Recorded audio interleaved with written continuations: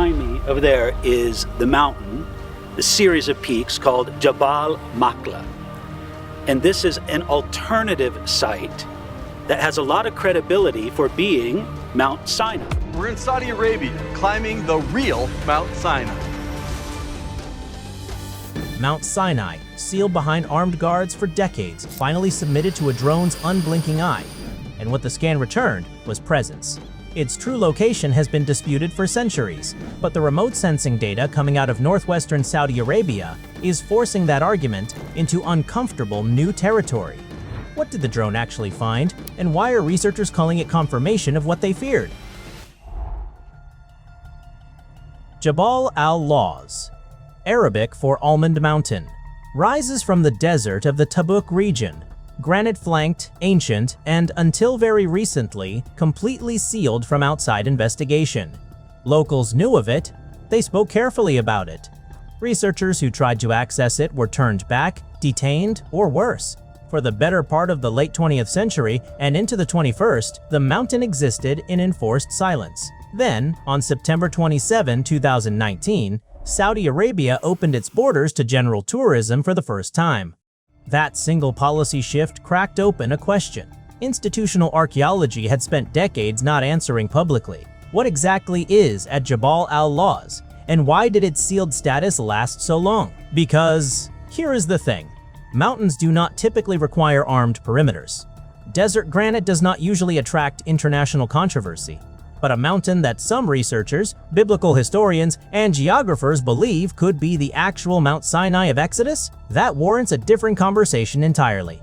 The 2025 drone mission that flew over this site did not happen in a vacuum. It happened because 2019 finally made it possible. What the radar returned changed the conversation permanently. By the 4th century AD, Christianity had become the official religion of Rome, and wealthy Christian pilgrims began flooding into the Near East to walk biblical ground. They needed a destination. They needed something they could point to. A Christian pilgrim named Egeria documented her journey around 381 AD, describing a mountain in what is now the Sinai Peninsula as the site of the divine encounter with Moses. She did not arrive at that identification through excavation or scripture cross-referencing. She arrived because local monks were already pointing pilgrims in that direction. The mountain was Jabal Musa, Mountain of Moses in Arabic, and the name itself tells researchers everything about how the identification formed. Someone named it, and the name stuck. Then came Emperor Justinian. In 565 AD, Justinian commissioned a fortified monastery at the base of Jabal Musa. St. Catherine's Monastery still stands today, one of the oldest continuously occupied Christian monasteries on Earth, which is genuinely remarkable.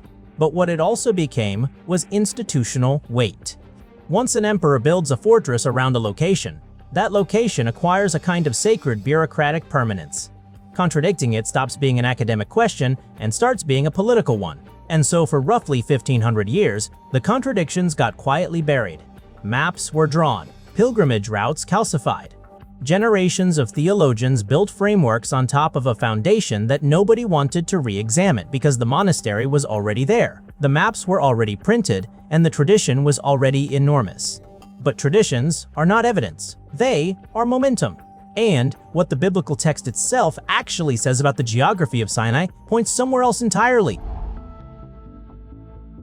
The biblical text itself contains geographic coordinates, not vague spiritual poetry.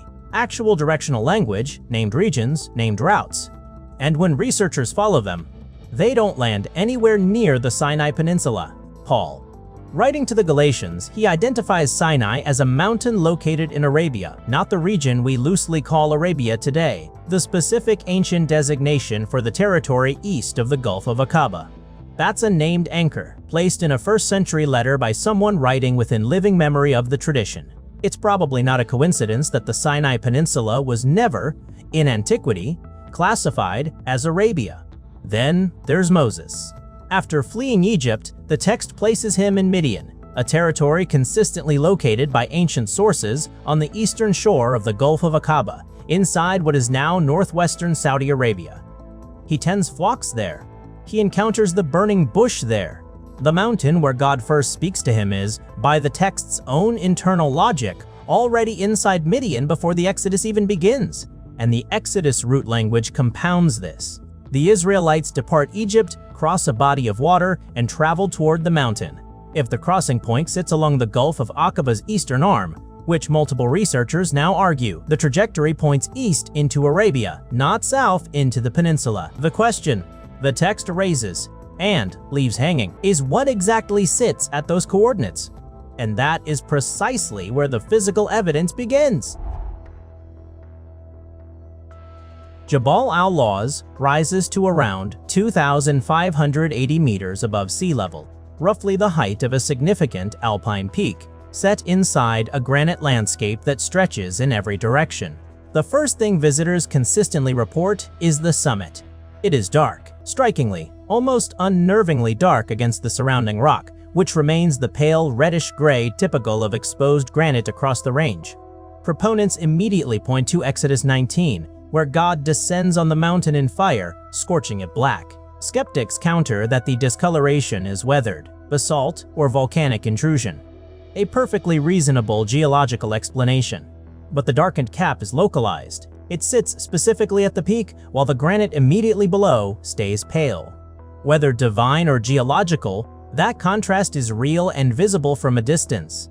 Below the summit, the catalog gets more specific. A massive split boulder sits at the base, cleaved cleanly down the center, with erosion channels running outward in patterns consistent with large water flow. Exodus 17 describes Moses striking a rock at Horeb and water pouring out for the camp. Proponents argue the channel geometry matches exactly that kind of sudden, high-volume release. Geologists note that split boulders with drainage channels exist throughout arid highlands worldwide. Both statements are true simultaneously, which is precisely what makes this complicated. What really makes the site distinctive is the plain.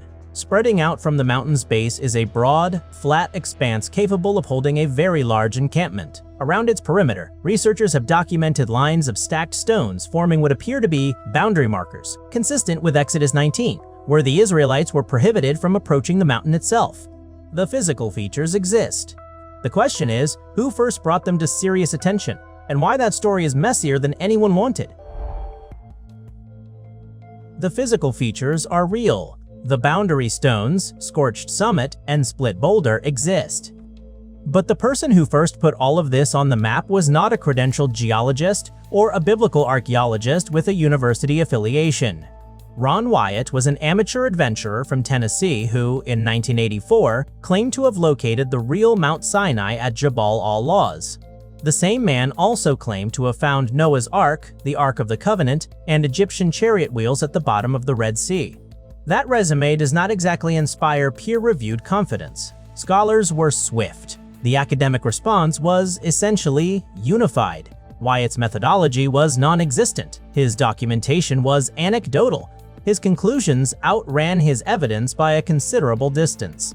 Archaeologists pointed out that spectacular claims without excavation permits, controlled survey data, or published findings are not research.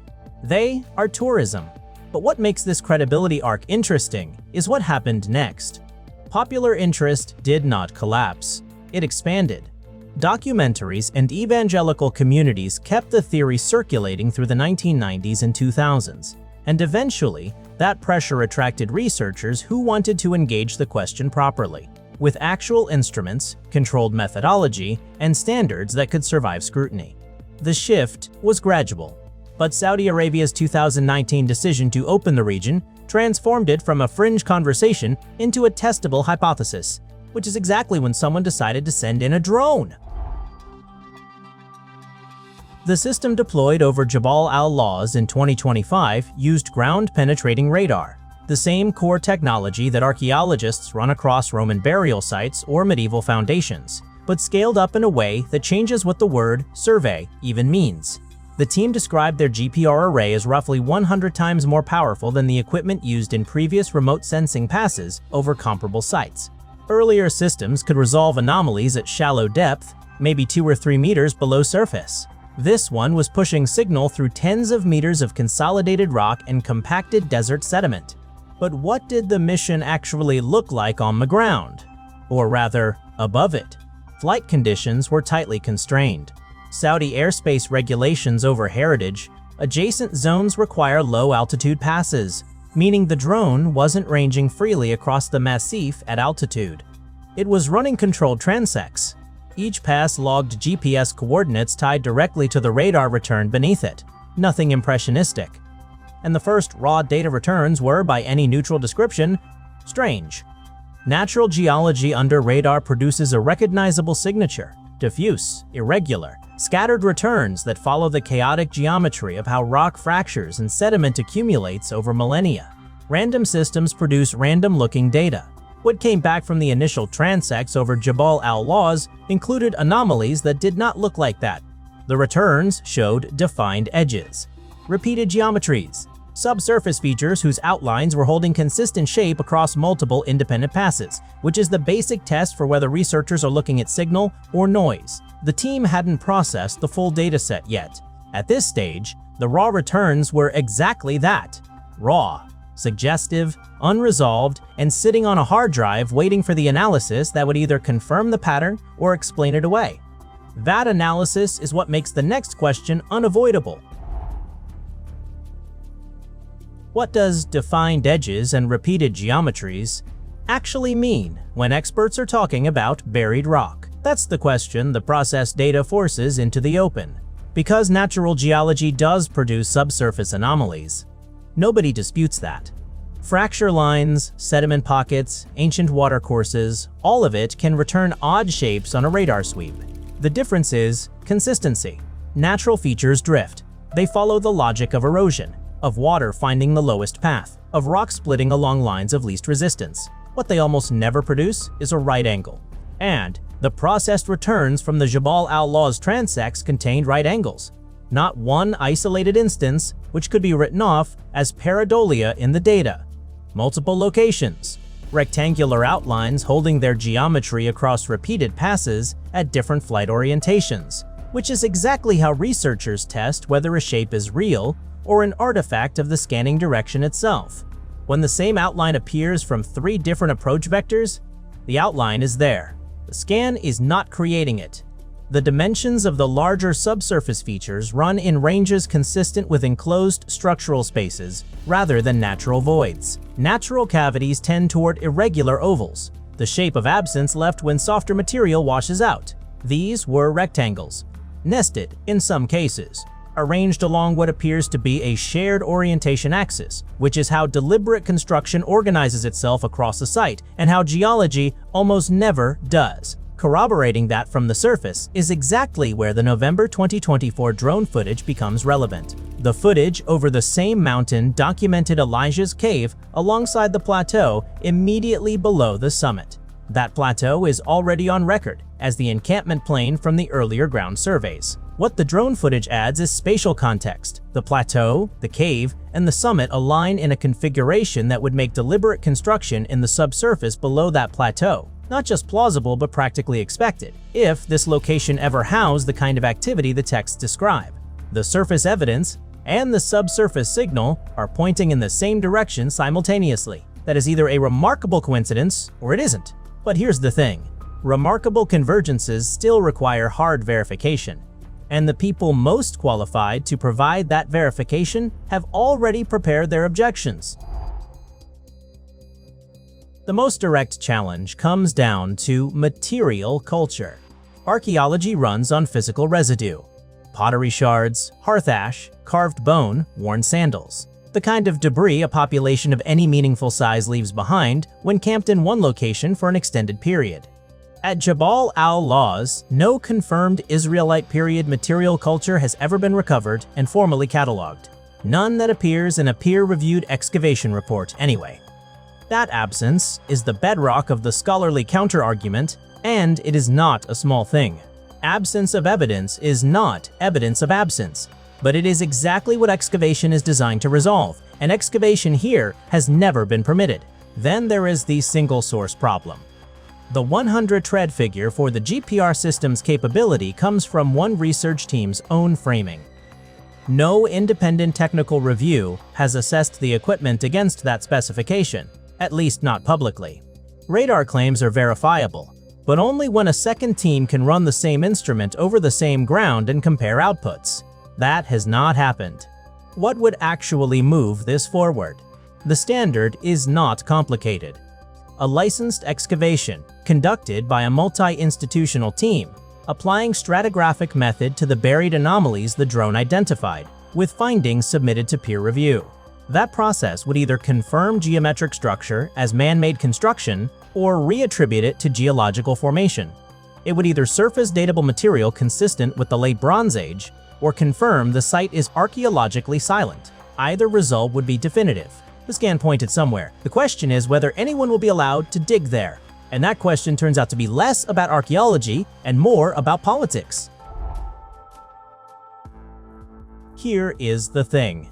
If the scan data holds, almost nothing downstream stays fixed.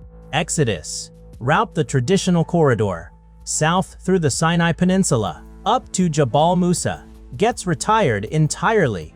The new vector runs east, across the Gulf of Aqaba at the Straits of Tiran or the Nuweiba crossing zone, then into what is now northwestern Saudi Arabia.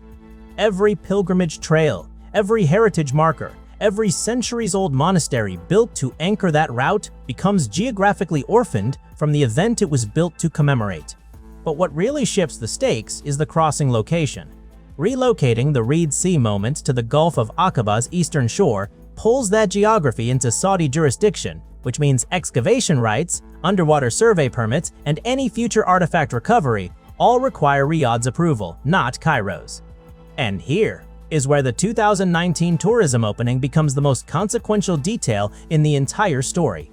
Saudi Arabia did not unseal this region out of archaeological generosity. Vision 2030 needs heritage tourism revenue. That economic pressure creates a window for licensed research teams to apply for access that would have been unthinkable a decade ago. The scan pointed at something buried. The politics determine whether anyone ever reaches it. That gap between what radar suggests and what excavation could confirm is exactly where this story sits right now, unresolved, waiting. The Blackened Summit. That's what started all of this. Not a miracle. Weathered basalt. NEOM and Saudi Vision 2030 now fund access, but no peer-reviewed excavation has followed. The mountain is open, the question isn't. Watch next.